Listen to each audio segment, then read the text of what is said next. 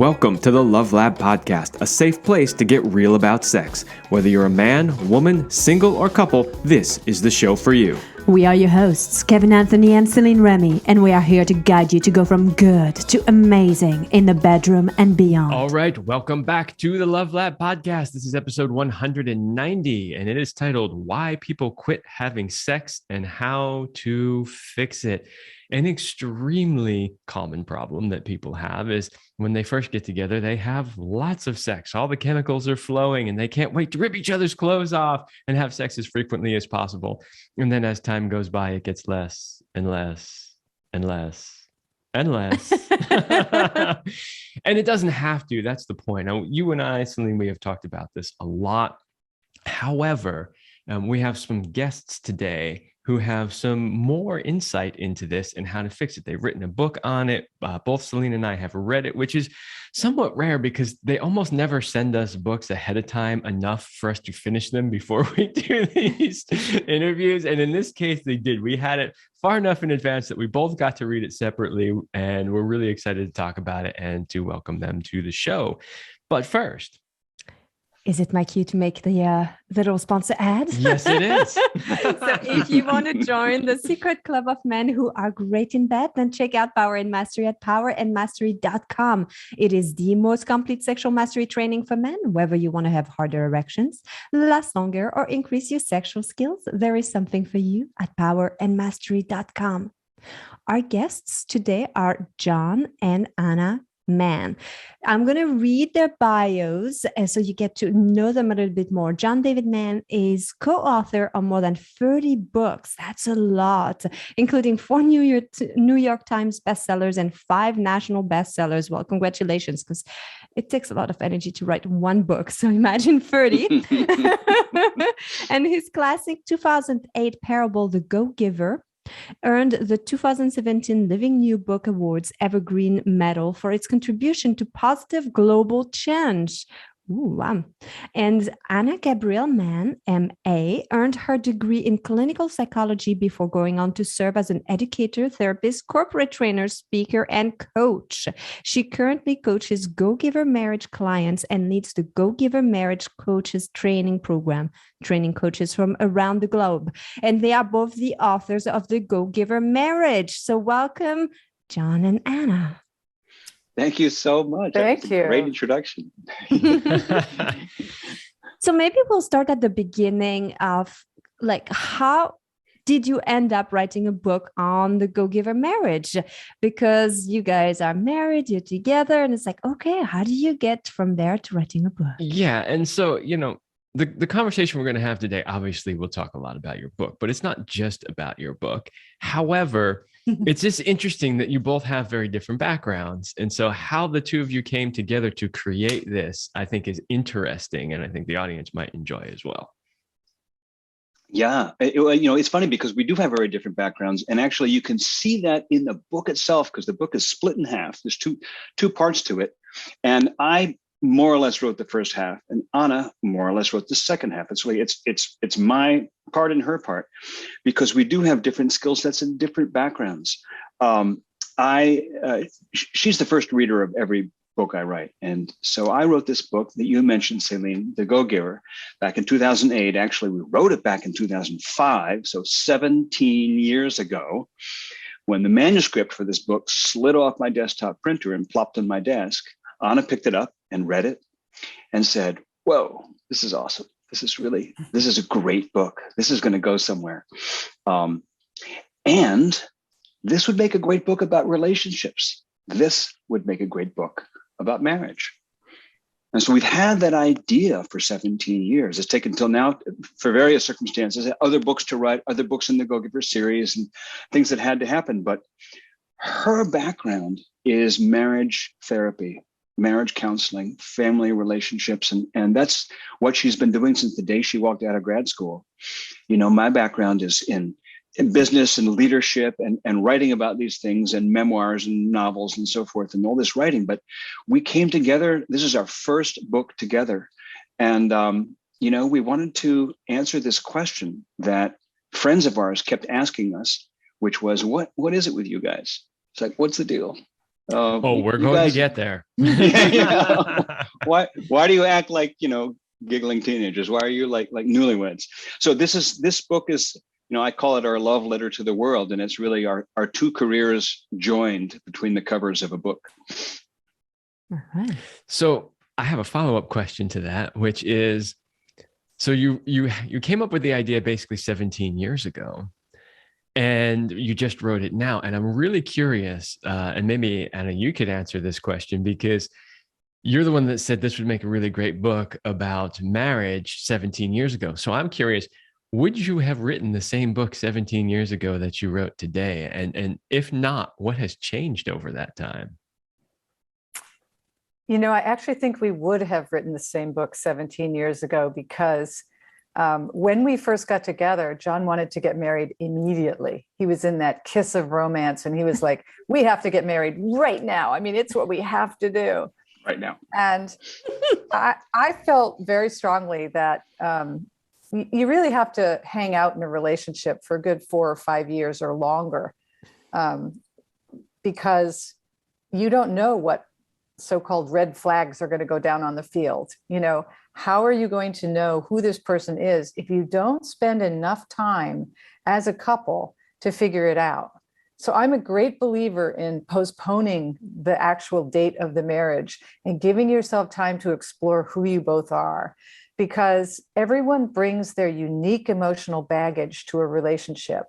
And when you spoke earlier about how, sex and intimacy backs off, it's that when the romance backs down, intimacy often backs down. But at the same time, whatever emotional material you brought to the marriage from your primary family is going to start emerging in the relationship. And that's when the issues of criticism and control and codependence and all kinds of different things come to play in the relationship. And so I think we would have written the same book. We started talking about the secrets way back in 2005 and 2006, and we knew what they were by 2007. And we were very, very clear, because the secrets are based on developmental theory. And that's where John really leaned into my background, is that developmental theory is simply this: what you needed as an infant and as a child, you still need as an adult.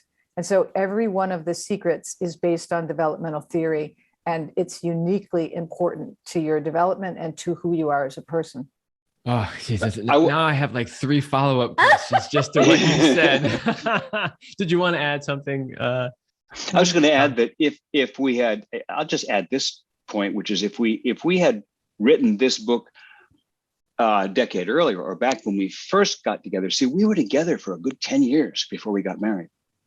And if we had written this book when we first got together, I think it might have been a different book. At least for me, it would have been. So Anna said, we shouldn't get married yet. I did not like this plan. I was not in favor of this plan. I was like, let's get married right now, because she said, your material starts to come out. Well, I didn't have any material. So I thought anyway. I mean, she was so right and I was so wrong. I needed that time to kind of unpack my own life and figure out what just happened in my first marriage, because I'd just come out of a dysfunctional marriage. What just happened here? I was in a marriage where the sex disappeared, by the way.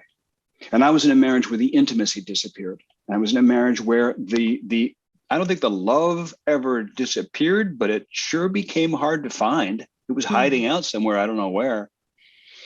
And so I needed time to kind of unpack all that and figure it out myself. Before stepping into this whole new chapter of what it means to be married. So I'm so grateful to her that she said wait, and that I did.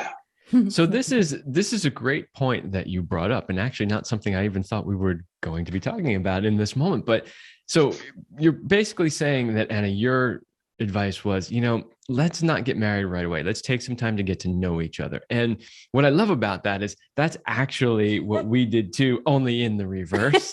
It was me actually saying that. So Céline was like, yeah, let's move in right away. Like that was the big thing. It's like, she's like, let's move in right away. And I was actually okay with that until she just in a conversation said to me one day, I've never actually lived by myself. And I went, wait, what? You've never lived by yourself, like had your own space?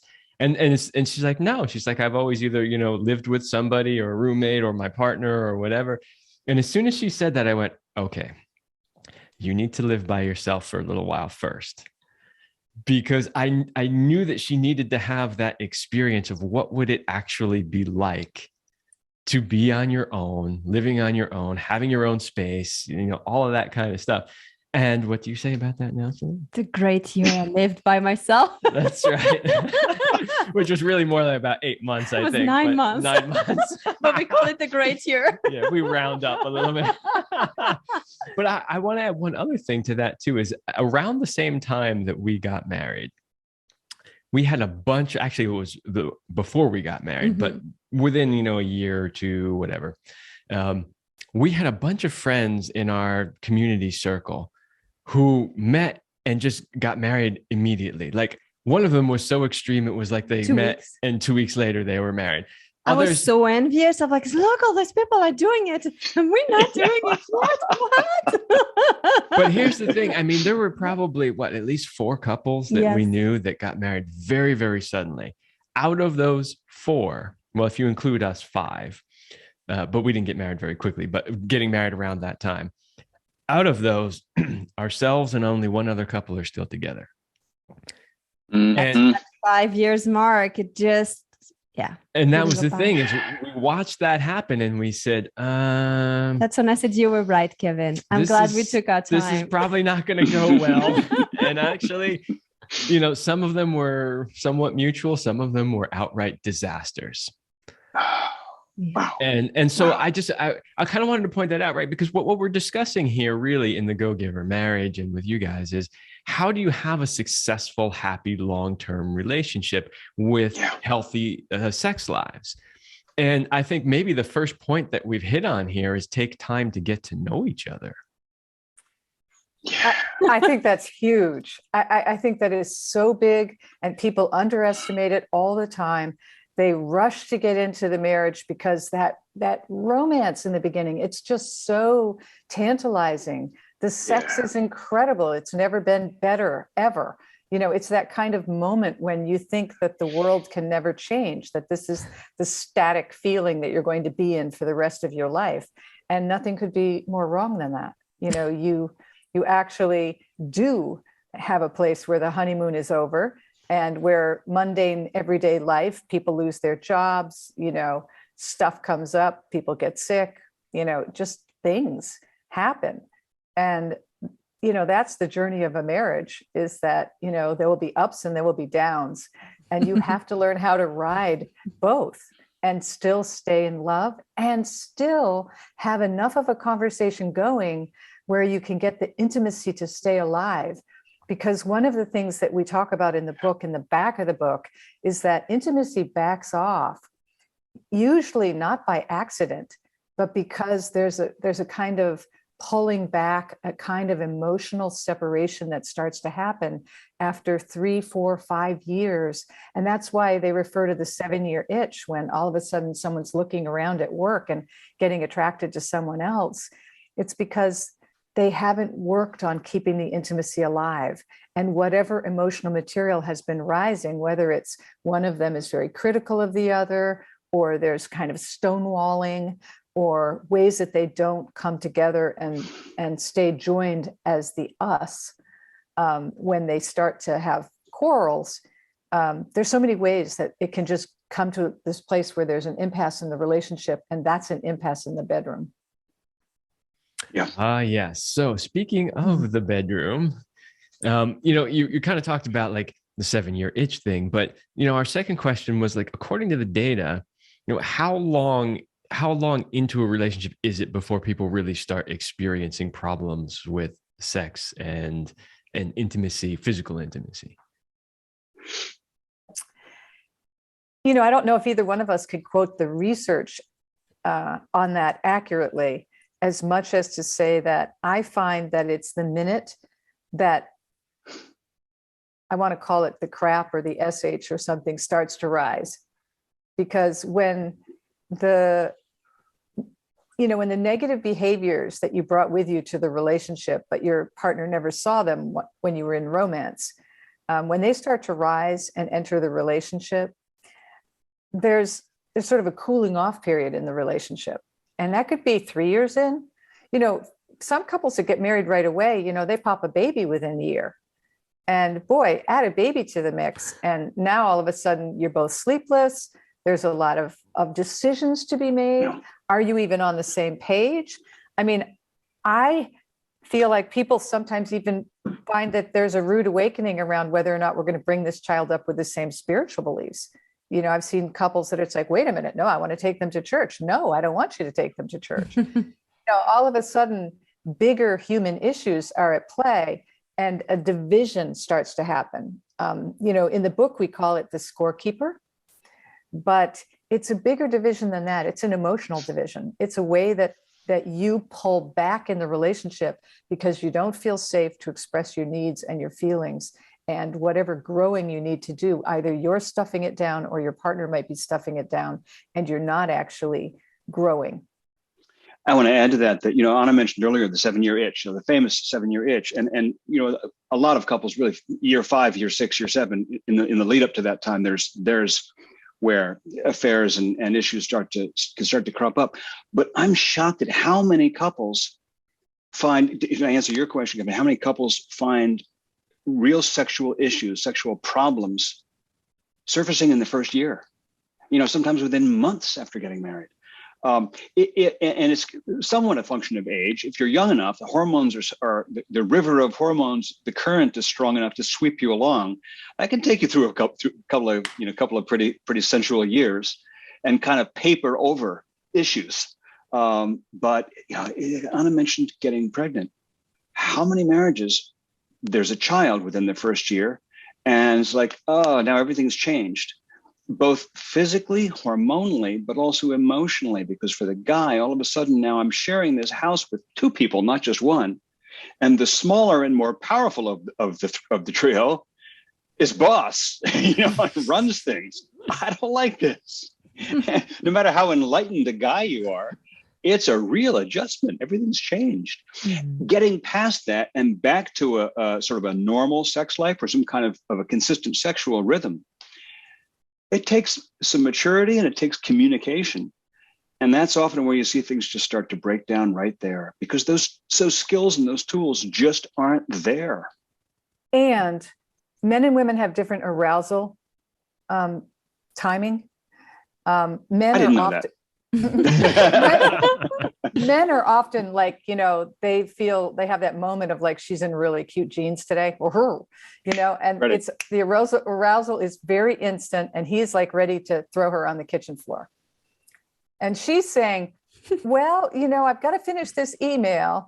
And, how about if we make a cup of tea or have a glass of wine and have a little time on the patio to connect, and then we'll go to the bedroom.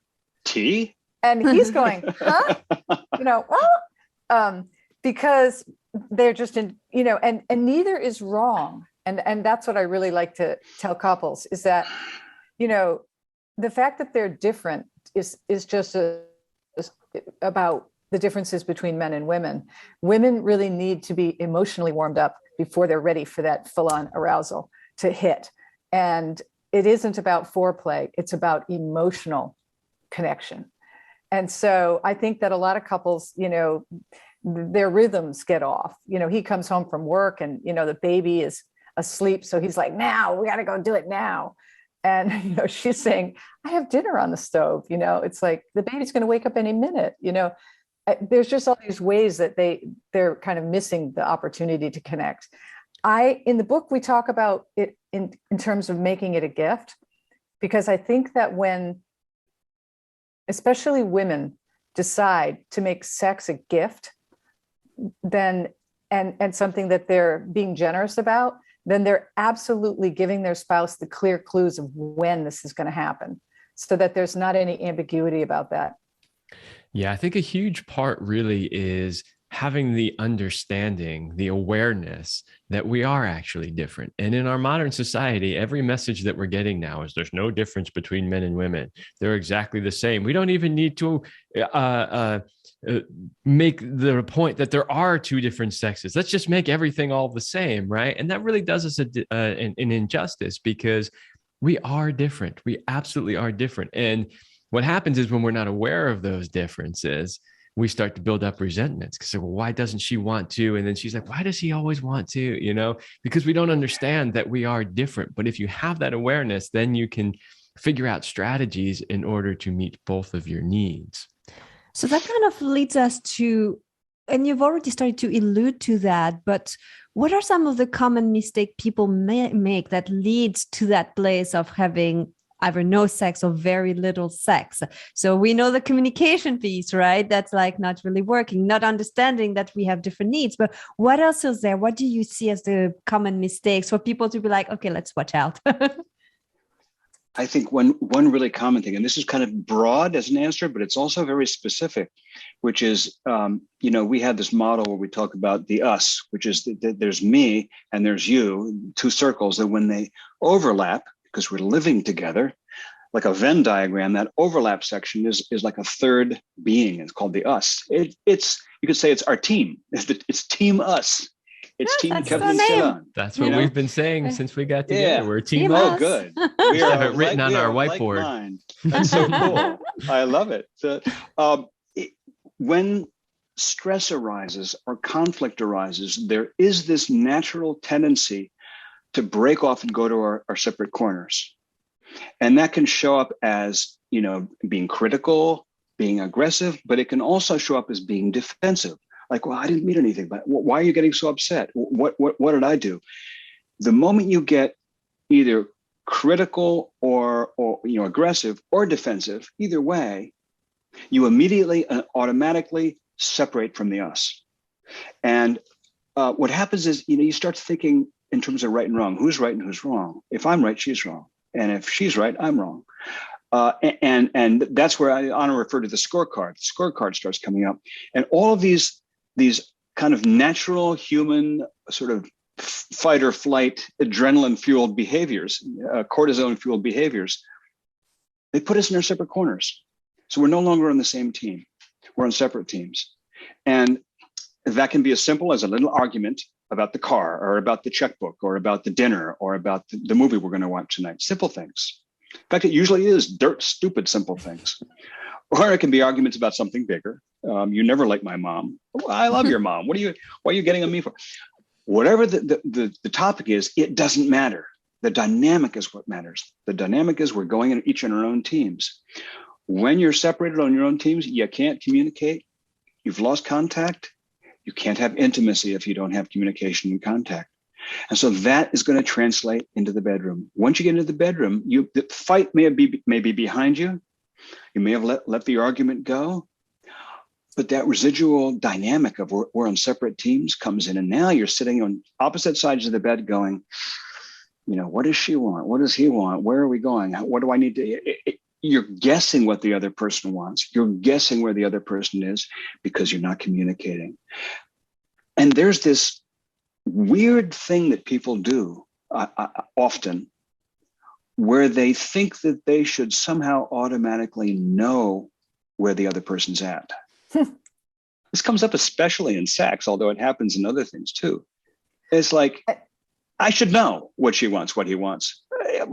How would that be? They're a different person. Sweetheart. And I want to add two specific things that couples should watch out for, two very specific. One is criticism, and the other is control. Now, each secret has its opposite, and both of those, criticism and control, are the opposite of two of the secrets in the book. In the bedroom.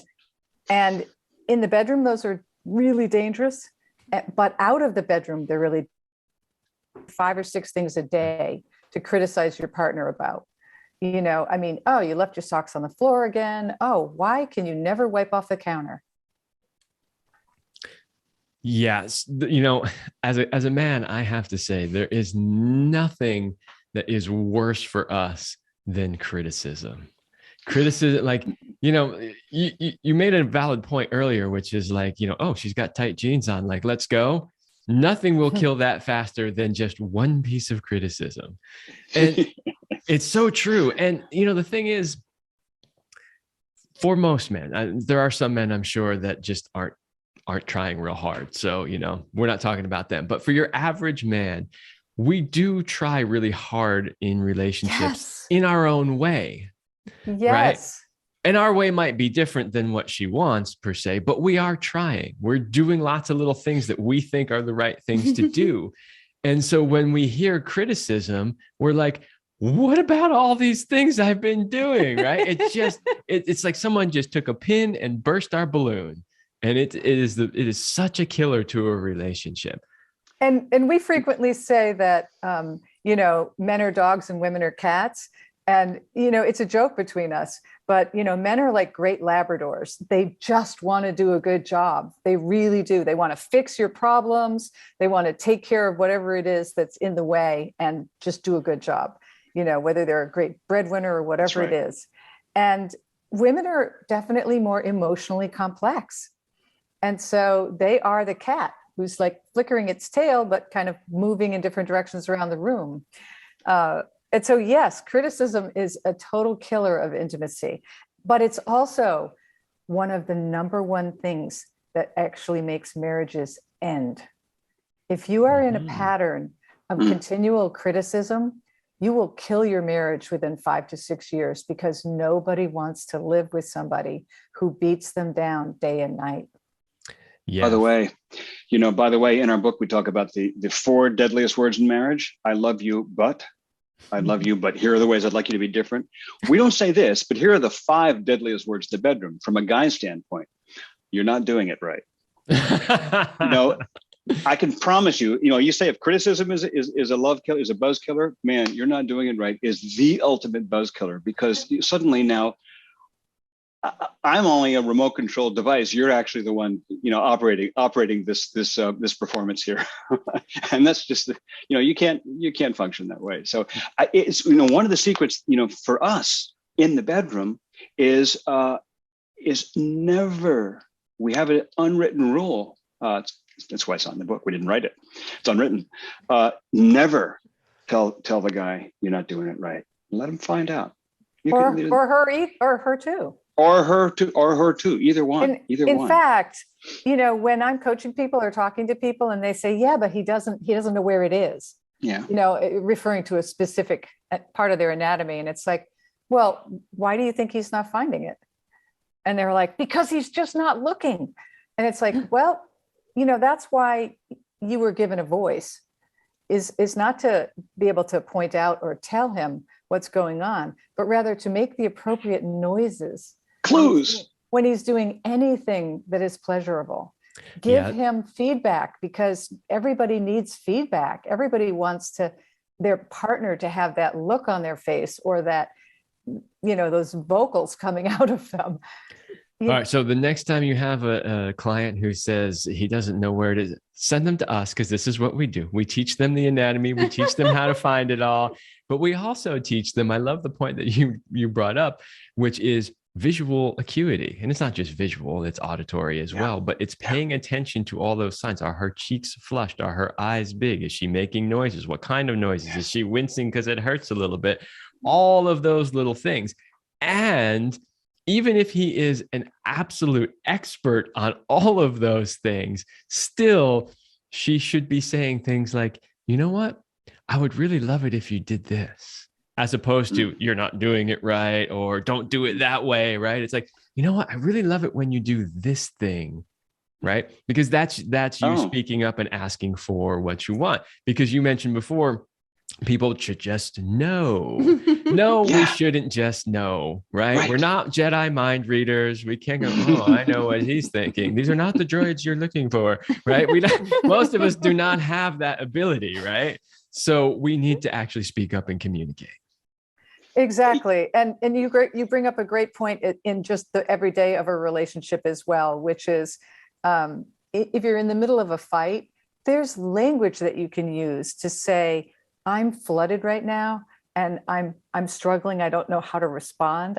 Can can we stop for 10 minutes and I just need to take a walk around the block and think about where I'm at and think about my own behavior, because I really want to make this work with you. And just to give each other those breaks, or to use words like, when you do this, it makes me feel this way, instead of saying, you always do that. Oh, It's never. Exactly. There's so Never many get it right. ways that, and so what you're describing is really emotional intelligence, and you were describing it really well. And in the bedroom, emotional intelligence is a golden thing, because you know always that you're safe. And that's a really big thing in the bedroom, is that safety, that sense that, I'm not going to get criticized in the middle of this action. That's a huge one. Like that fear of I see that a lot. Like, you want to do it right, but then you're so afraid that it's not going to go well. And then you hold back, and then nobody shows up as their best, and nobody's willing to try something new. And then it kind of becomes stale. And then it's like, well, he's not finding the right things. And it's like, she's not trying this new thing. It's like, yeah, but nobody is really communicating about it. That's why we always tell couples, don't be afraid to fail in the bedroom. Don't be afraid to try new things and make mistakes. We've tried stuff that were absolute failures. And then we ended up rolling on the bed, laughing about it. Like, that did not work at all. It sounded better in the book. The drawing. What we did. Made sense on paper. It was good on paper. We completely understand. And by the same token, the positive feedback, 20 years later, 30 years later, it's still incredible to hear Anna say, I loved that. That was great. That time today was just lovely. You can't get enough of that. Anna talks about this thing, primary narcissism, the need of the child, of the infant, to be cooed over and praised over and told how cute they are and how smart they are and how strong they are, and how that never goes away. We each have a little boy or little girl inside us who still needs to be told, look at you, you read that whole book by yourself. Wow, you are so strong. And so, to say that thing, that our time earlier today, that was wonderful. I just really enjoyed that. That is going to make you light up 50 years from now. It's still going to make you light up. It never goes away. Okay, so we are going to talk a little bit more about your secrets after 25 years in just a minute. But first, we're going to take a quick break for our sponsor. Then we're going to come back, because I want to know more about what you were just telling us. So this is for all of you listeners who are a committed couple who feels stuck in a rut and just going through the daily motions instead of connecting the way you used to.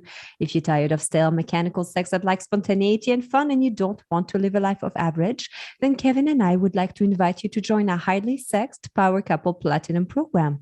If you give us 90 days, we will help you bring the passion back between the sheets and be synced up sexually so that you can thrive with more purpose and passion in life. And you'll get all of the skills that we are talking about today with John and Anna, and just beyond just the techniques, but the communication and the foundation to keep it juicy. So go to CelineRemy.com/passion if you want to learn more about this program. All right. So I want to talk about kind of your secret sauce of still acting and being like newlywed after 25 years of marriage. And I also want to point out for all the people who are listening and not watching the video that you guys are older and yet you are still having sex, because many people think like once you hit 50 or 60, ain't happening no more. So you're here to say that it's not true. And we're going to dive into that. So let us know more about your secret sauce and that we can still have sex when we are older. That's correct. You're right. It's so true. Oh man. There's this thing that when people ask us that, what's your secret sauce? The simplest and clearest answer we've always had is we both approach our relationship with what we call a spirit of generosity. The spirit of generosity is I'm thinking about her. So my focus is on how can I make her day a little better? How can I make her life a little better? What can I do to brighten her day? And I want to be really clear about this. I'm not talking about the self-denial martyr kind of thing where I suppress what I want to give her what she wants and become her slave and toady and debase myself on the floor. It's not like that. We're talking about living with a focus on the other person just because you love them, just because it makes sense, just because you want to. And what happens is it's like karma. It's like a boomerang. It comes back and floods all over you. Good stuff. And the way we express it as a Pindar in the Go Giver books is the Pindar principle. when you give more, you have more. It's kind of that simple. When we approach our everyday lives like that, we're always thinking of each other, and that it's a simple thing to do. The same principle applies in the bedroom. And here for me is the secret for performance anxiety. A lot of men have this issue, like, my performance anxiety. We have a certain kind of anatomy that depends on cooperation, and it doesn't always cooperate. So there's this performance anxiety, right? The years ago, an amazing speaking coach told me the secret to giving a good public talk is when you stand up on stage, instead of thinking, how am I looking? How am I doing? Am I all buttoned up? Okay, am I all set? Now, what was I going to say again? Let me rehearse the 3 lines of my speech. Instead of doing that, which will make you anxious as hell, instead think, who are all these people out here in this audience? What can I do that will serve their day? What do I have to offer them that will make their day a little brighter? Put your focus on the audience. You're going to deliver a much better talk. That works in bed. You put your focus on her and saying, how can I bring her pleasure? How can I give her a wonderful time? How can I make her day just shine a little bit? And when you can't think about 2 things at once. Mind can't do that. So when your focus is on her, you don't have the anxiety because there's not time for it. That's where your focus is. It is remarkable how that can take performance anxiety, make it go away. And I'm sure it works in reverse the other way with the genders, but since I'm not a woman, I can't explain that part. And what I will add to that is that the thing that happens to older couples is that they get in that long impasse. We call it the long, slow freeze. Yeah. They get in that place where they've become roommates. Maybe one of them has arthritis, stuff is there. But I find that, and there's a real hormone back off after menopause. And menopause happens for both men and women. Yep, men too. Yep. Changes. So when the hormones back off, that's why men need Viagra, or there's performance issues after 50, is that their hormones have backed off and they don't have the same quick arousal, and it takes maybe a little more energy. But there's also, when there's that spirit of generosity, when you have really paid attention to keeping the intimacy alive in the relationship. So there's like, it's beyond loving them, you like them.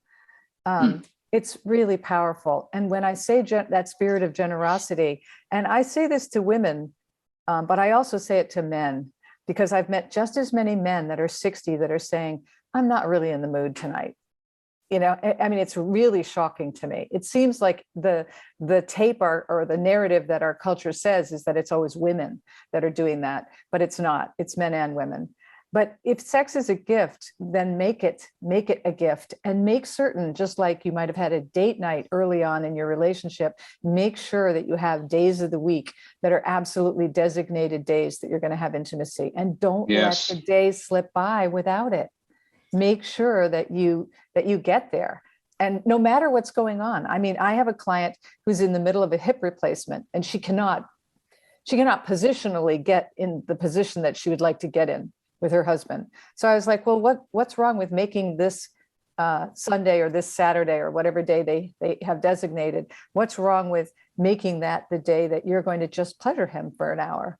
And she's like, yeah. Because she hadn't thought of it that way. She felt because she wasn't functional. Has to be a certain way. Yeah. That it wasn't going to work. So it's like, there's so many ways you can gift your partner with a massage, with all kinds of things that are just a total turn on. Well, there's so much too that I was going to say.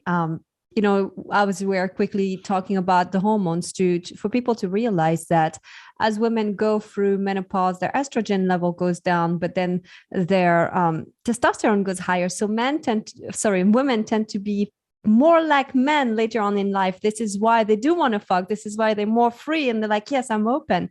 While men, while they go through andropause, their testosterone goes lower, but their estrogen count is higher. And a lot of men need more touch and connection and intimacy. Like before, they needed a hole. Now they really need a heart.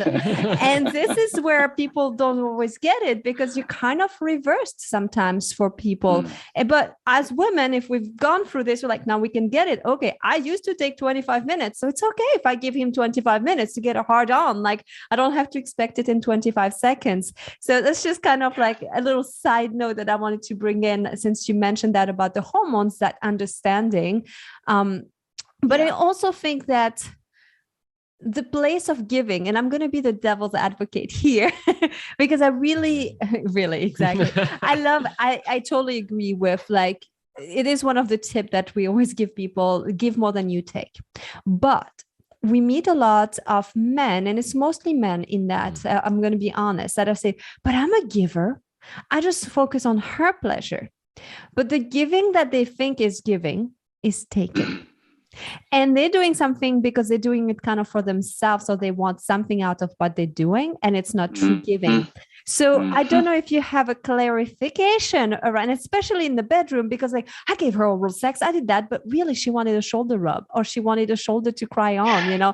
And so they're like, well, I'm giving because I want her to do this particular ending, and it's not happening. So what's your take on that? And can you clarify the giving so that we don't get into that fake giving, aka taking? I love that. That is so great. Thank you. Yeah, that is such a great point.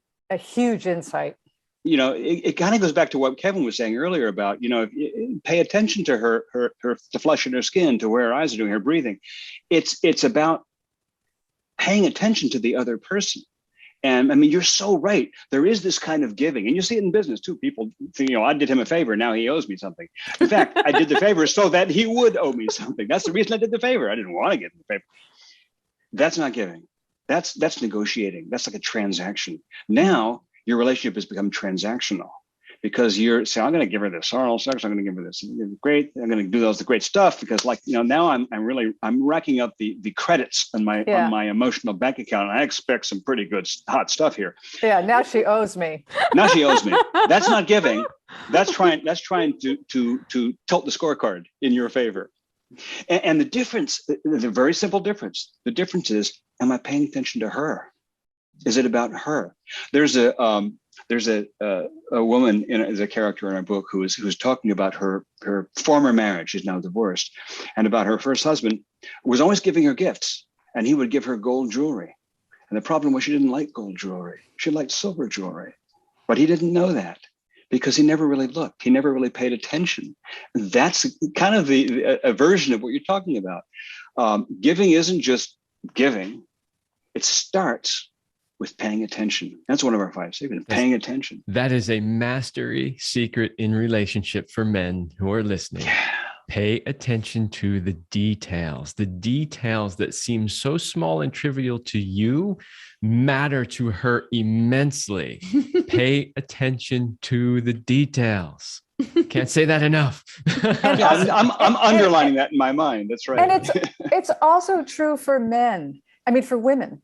And that is that, okay, so if you haven't, you know, if you have lingerie that's been in your drawer for years, but you haven't been wearing it, and you know it's particularly a turn on for your husband, then what part of you is not going to, you know, actually use it, you know, put it to use? Because it, you know, it could just, and it can even be the way that you let him know that when is now. You know, it's like when you walk through the room in that particularly sexy pair of underwear, you know, he's going to go, huh? And, you know, when he does, you know, you can always say, you know, I know you've been editing all day long, but you should put that book down and just walk out. You know, she's not talking about anybody in particular, by the way. She's just using an example.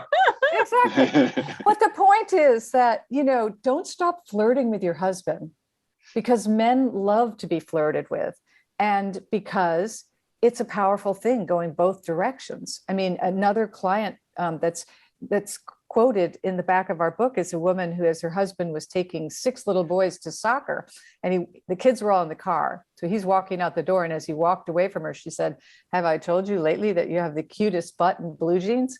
And he turned around and he looked at her and he goes, yeah, well, it's even cuter out of blue jeans. And without missing a beat, she said, consider that a date, buddy. But it was like this beautiful way that they used appreciation to flirt with each other. Yes. Appreciation, that is huge. We talk about it a lot on this show. Okay, so we're secret number one. Appreciation is secret number one in the book, and its opposite is criticism. And would you say that would be the first step, the first thing that people could focus on if they now they're seeing that they're going down the wrong road, that they're doing a lot of criticism, they recognize themselves in some of the things you've described? What would you say their first step, would be? Is that the appreciation, or you have something else? I'm just going to say appreciation because that's one of the first things to go. Mm-hmm. And what I mean by that is we stop saying it. Yeah. When you're first in love, you can't say it enough. You say it 24 hours a day, right? Oh my God, you're amazing. But then at the moment stress happens and life gets busy, it's the first thing we lose. We start to just take it for granted and go through the motions and stop saying, you're gorgeous. I mean, you just take my breath away. If you can't say that after 25, 30, 40, 50 years, get back in the mindset where you can, because the need for that never goes away. And don't stop kissing. Kissing is extremely sexy. Kissing is the best. Extremely sexy. I mean, so wonderful. Yeah. Yeah. I mean, women unwrap for kissing. And I don't think a lot of men realize that sometimes. Badly underestimated. Yeah. I mean, it's I would agree with that. I badly underestimated that for a long time. Yeah. So powerful. And I have interviewed hundreds and hundreds of women about this topic. And some of them will say, kissing ahead of oral sex any day of the week. And when I say to them, does he even know that? And they're like, no, he thinks oral sex is king. But it's like, it's really about that same point you just made, which is pay attention to the details, pay attention to the little things, and talk about it. Have honest conversations. What do you love? What do you love when I do this or that? Do you love that? Or is there something else I do that you love more? And make sure you phrase that, not in the way of what am I doing wrong, but what am I doing right? Exactly. Yeah. What can I do How can we take this to the next level? Yeah. Okay, we're getting down to the end of the time that we have for this episode. I just wanted to say one last thing about your book, and then of course we have one last question for you. I just wanted to say that I actually really appreciated reading this book because it was rather different than most of the books we read. And we read a lot of books on relationship. What I loved about it was the way that it was, like you said, sort of split, right? So you have your sort of fiction side where you get to basically read a story, and then you have your more scientific side where you get the details and the facts. And maybe it's just me because I'm like a Gemini and I use both sides of my brain pretty evenly, but I really appreciated that. Because trust me, I don't read any fiction.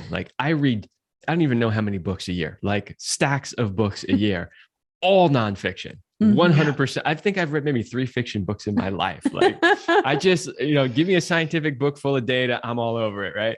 But I really enjoyed the first part of the book, the stories of it. And I actually found it quite touching because a lot of it reminded me of us and the things that we do. And so I thought that was great. And of course, the second half of the book is sort of my home place where I normally feel comfortable. Your happy place, yeah. So that was great too. So I thought it was well done. It was a different take on giving people some really great classic advice. So thank you so much. Where can people go if they want to have the Go GiverMarriage, if they want to learn more about the 5 secrets? They've already gotten a couple of the secrets today, but if they want more, where can they find you and your books? You can find us on GoGiverMarriage.com. That's our website.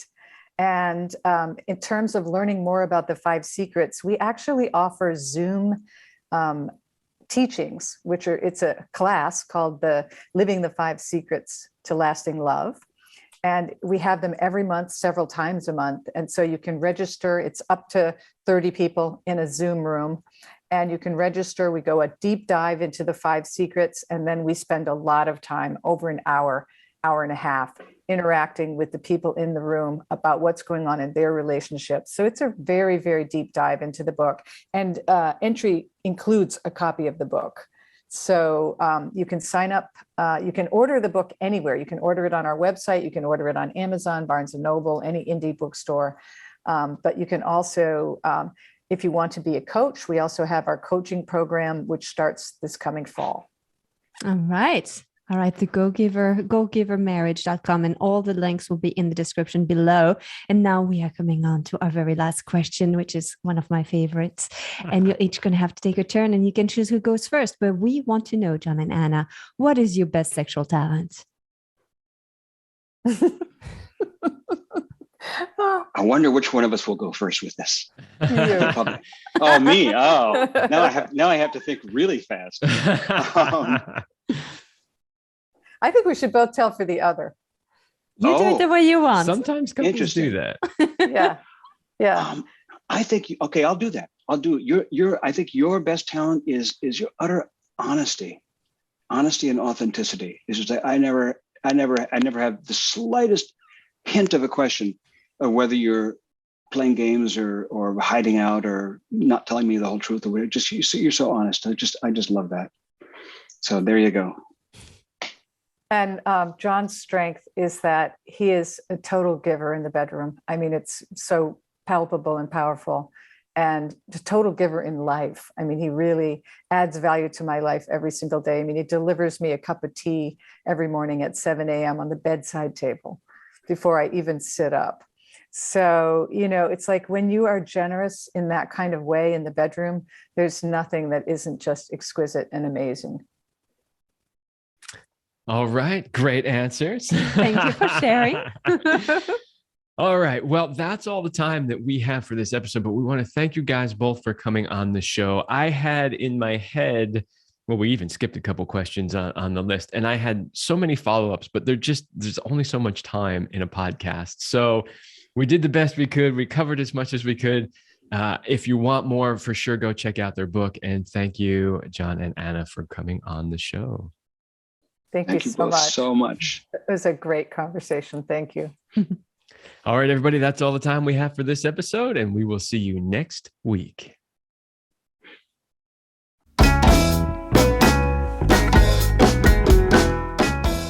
We hope you liked this episode of the Love Lab podcast. If you enjoy this show, subscribe, leave us a review, and share it with your friends. And for more free, exclusive content, join us in the Passion Vault at CelineRemy.com/vault. That's CelineRemy.com/vault. Thanks for listening. And remember, you're amazing.